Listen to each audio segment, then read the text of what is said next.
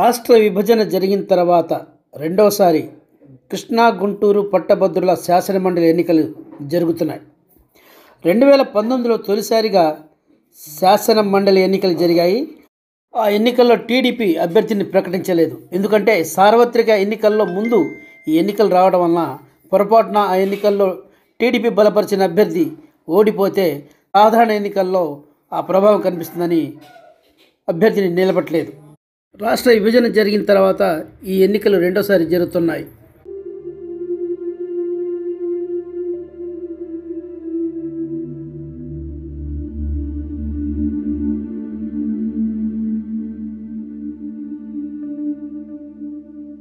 ఎన్నికలను తెలుగుదేశం పార్టీ ప్రతిష్టాత్మకంగా తీసుకుంది.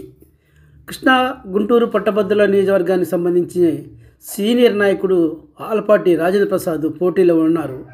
ఆయన గెలుపు కోసం కూటమి నాయకులు విజయం సాధించే దిశగా పరుగులు పెడుతున్నారు.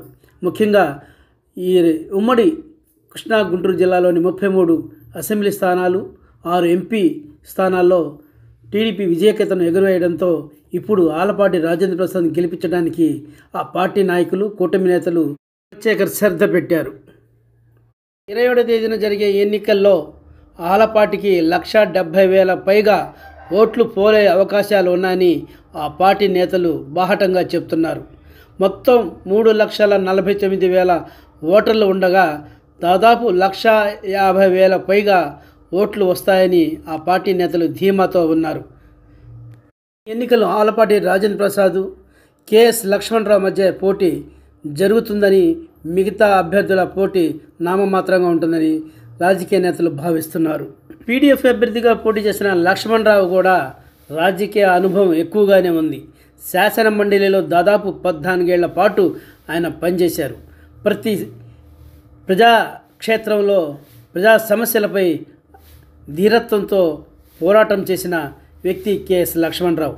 ఆయనకి అన్ని రాజకీయ పార్టీలు సపోర్ట్ చేస్తున్నాయి. ముఖ్యంగా వైసీపీ, వామపక్షాలు, బీఎస్పీ, ప్రజా సంఘాలు కెఎస్ లక్ష్మణరావుకు సపోర్ట్గా నిలుస్తున్నాయి. వామపక్షాలు ప్రధానంగా సిపిఎం భుజాన వేసుకొని పీడీఎఫ్ అభ్యర్థిగా రంగంలో దించి పోటీ మరింతగా రసవత్తరంగా చేసే విధంగా ప్రయత్నాలు చేస్తున్నారు. కెఎస్ లక్ష్మణరావుకు మద్దతుగా వైసీపీ కూడా నిలిచింది. మాజీ ముఖ్యమంత్రి జగన్మోహన్ రెడ్డి లక్ష్మణరావుకు సపోర్ట్ చేయాలని తన క్యాడర్కు సూచించినట్లు తెలుస్తుంది. ఏం జరుగుతుందో చూడాలి.